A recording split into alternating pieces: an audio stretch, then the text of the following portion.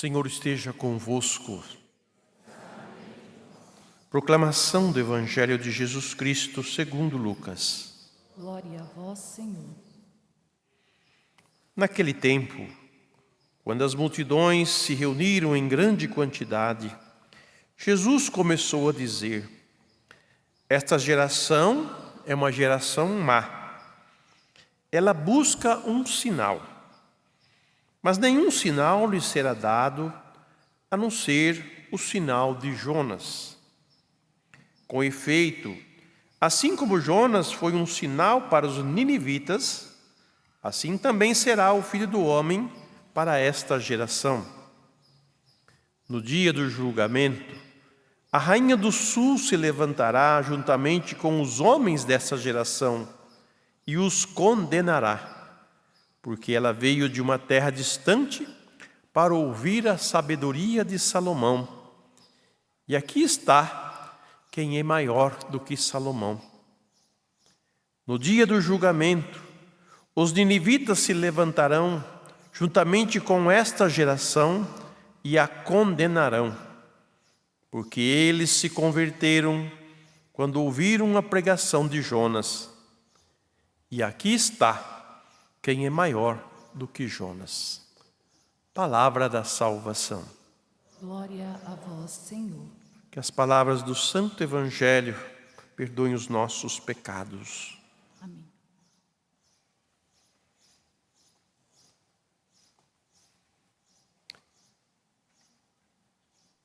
No dia a dia da nossa existência, nós vamos apegando-se a algumas coisas que nos torna muitas vezes escravos dela. O apóstolo começa a falar à comunidade em linguagem figurativa. O que é uma linguagem figurativa? Quer dizer, usa de uma figura, de um acontecimento para dizer, para explicar algo maior ainda. Então ele fala dos dois filhos de Abraão, um que nasceu da escrava e outro que nasceu da Sara, sua esposa, que era a promessa que Deus havia feito, né? Farei da tua descendência, de você e de Sara, e não de Agar, que era a escrava. Mas que no decorrer dos acontecimentos, enquanto Abraão esperava cumprir as promessas de Deus, quiseram adiantar um pouco e ele teve o filho com a escrava.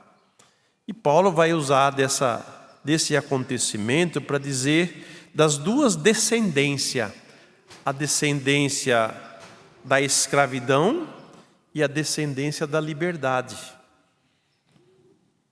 Mas nós pegamos na nossa vamos dizer assim, suposta sabedoria, dizer quem é filho de pobre é pobre, né? Quem é filho de ladrão é ladrão. E a gente começa a categorizar as coisas de acordo com esse acontecimento. Que nós muitas vezes, em vez de libertar a pessoa, a gente acaba colocando sobre ela um jugo pior ainda, da onde ela não tem como ser libertada. Então, cuidado com o que dizem, com o que podemos dizer a respeito das coisas, das pessoas, sobretudo. Ora, se vocês leem a Sagrada Escritura, leram lá o livro de Abraão, sobre o nascimento do filho da escrava, que Sara pede para que mande a escrava embora, porque depois que nasceu o filho da escrava, também logo em seguida já nasceu o filho da Sara, que manda a escrava embora com o filho, porque é natural isso daí, né? Há umas probleminhas entre as duas mulheres ali, né? Para ver quem que prevalecia mais, né? Uma briga desnecessária, mas que acontece. E quando Deus ouve Agar clamar pelo filho, de Abraão, ela que era escrava. Se vocês se lembram, Deus deu uma bênção para o filho dela. Então o filho da escrava não é um filho amaldiçoado, é um filho também abençoado, porque Deus fez do filho de Agar com Abraão também uma descendência numerosa e abençoou essa descendência. Como Deus também abençoou, né, a descendência de Abraão no seu filho Isaque. Então, às vezes, tomar esse exemplo, né, pode levar a gente a ter interpretações que vai além do significado original da mensagem. Mas o que Paulo está dizendo aí? Porque se nós formos olharmos assim, bom, Adão e Eva não tinham pecado, entrou o pecado na vida deles, Eva concebeu o pecado e, portanto, todos os que nasceram de Eva são pecadores. E é isso que nós entendemos e trazemos na nossa fé, né? Os que nasceram no pecado são pecadores. Mas os que nasceram sem pecado são livres do pecado. E aí vamos entender do homem, do casal humano, que concebendo o pecado, gerou no pecado. E veio a lei. A lei, ela tem uma função pedagógica, como o próprio apóstolo fala para nós. Pedagogia quer dizer, ela vai nos formando, nos capacitando para a plenitude. É isso que a lei faz. A lei de Deus, ela orienta o fiel, ela orienta o filho e a filha a caminhar nesta obediência, nesse cumprimento da lei. Só que muitos interpretaram que para ser perfeito e para ser santo, tem que cumprir rigorosamente a lei. E quem consegue cumprir rigorosamente a lei? E outra, quem peca contra a lei está sujeito a uma punição. Como a lei civil, né? Você rouba, você vai preso, ou você mata, ou faz qualquer outra coisa, você sofre as consequências dessa lei. Então a lei não liberta, a lei escraviza também, porque o cumprimento dela é uma exigência muito grande. Como o pecado, para nós pagarmos o pecado que nós cometemos contra o Criador, nenhum de nós conseguimos praticando certinho a lei, porque muitos achavam que ia ser salvo pela lei. Cumpre a lei e você vai ser salvo. Então aquele rigorismo da lei que exigia das pessoas que elas fossem perfeitas. Embora a lei tenha essa pedagogia de nos levar à perfeição, viu? Não vamos misturar as coisas não. É isso que eu queria que vocês entendessem, para entender o que Paulo está falando. Que ele usa de uma figura, de um acontecimento, para dizer, aqueles que estão sobre o regime da lei ainda são escravos.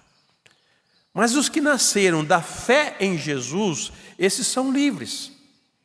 Da promessa de Deus. Abraão tinha uma promessa de Deus para Sara e ele, e uma descendência numerosa.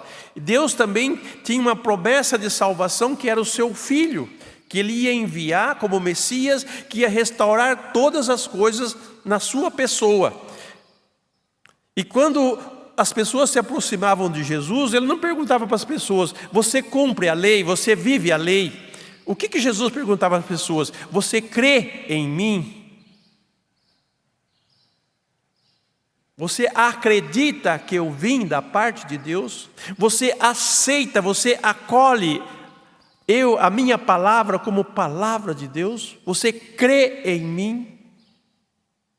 E a pessoa dizia, eu creio, então seja feito conforme a sua fé. Jesus não exigia o cumprimento da lei.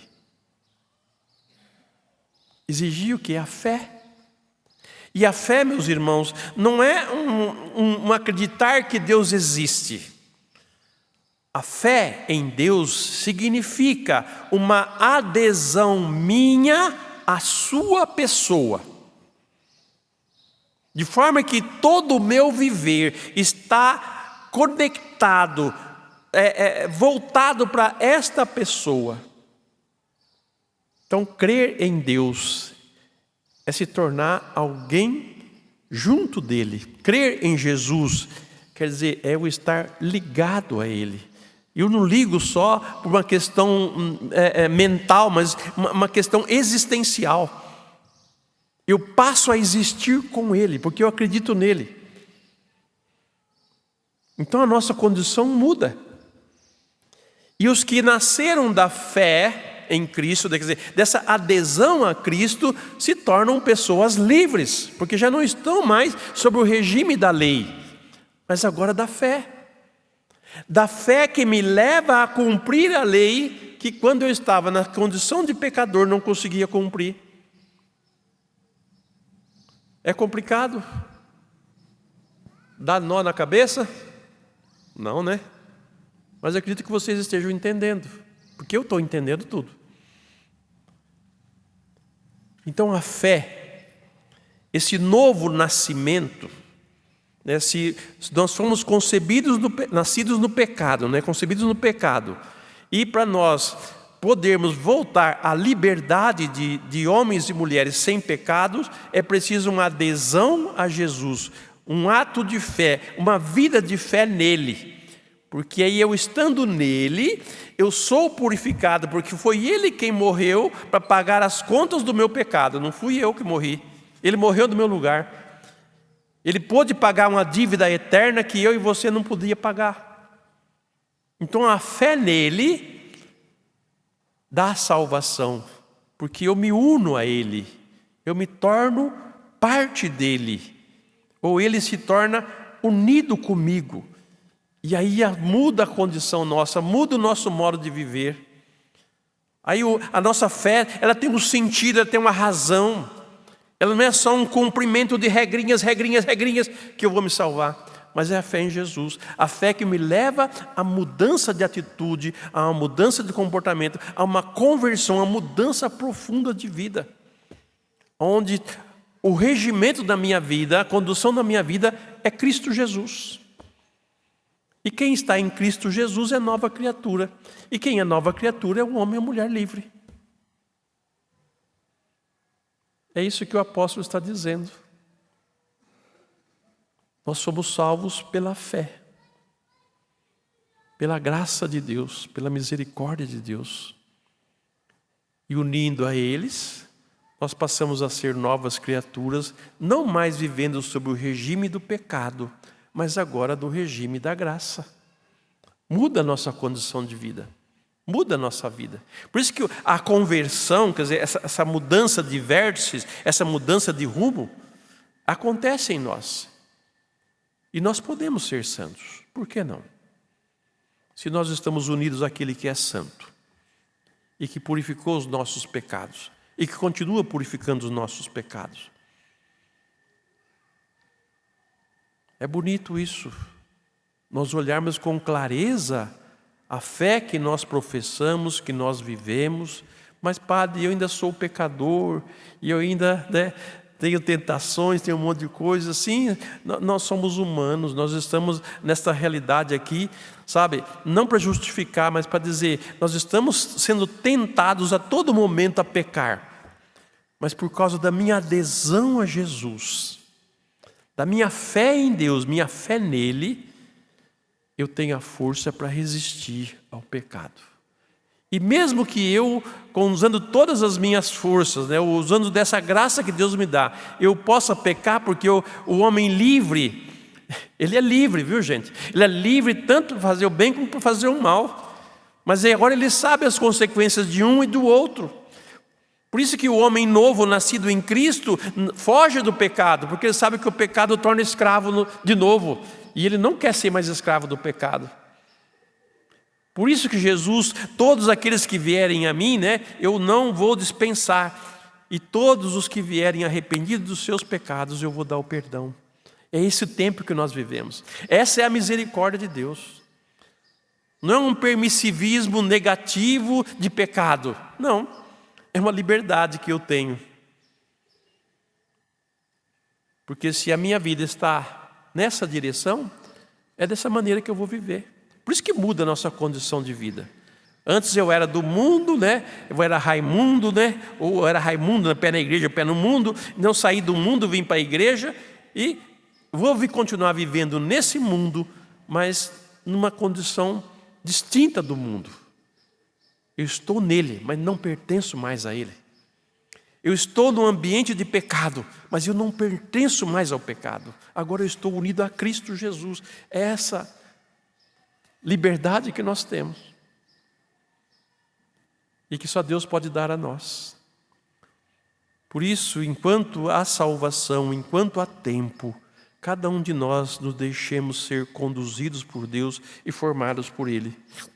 Porque Ele não quer que nenhum de nós se perca, mas ao contrário.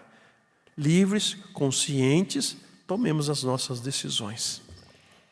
E o Evangelho não diz outra coisa senão, se o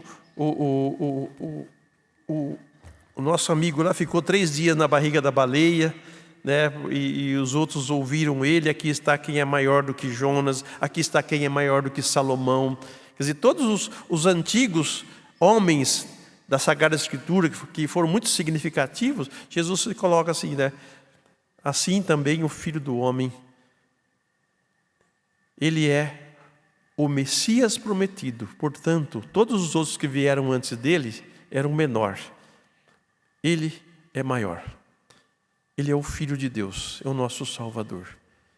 Então, se aqueles conseguiram realizar tantos sinais lá atrás e trouxe a conversão às pessoas, em Jesus Ele oferece para todos os homens e mulheres também um caminho de conversão. Que não sejamos como aquelas crianças que nas praças, ou como Jesus diz no Evangelho, né?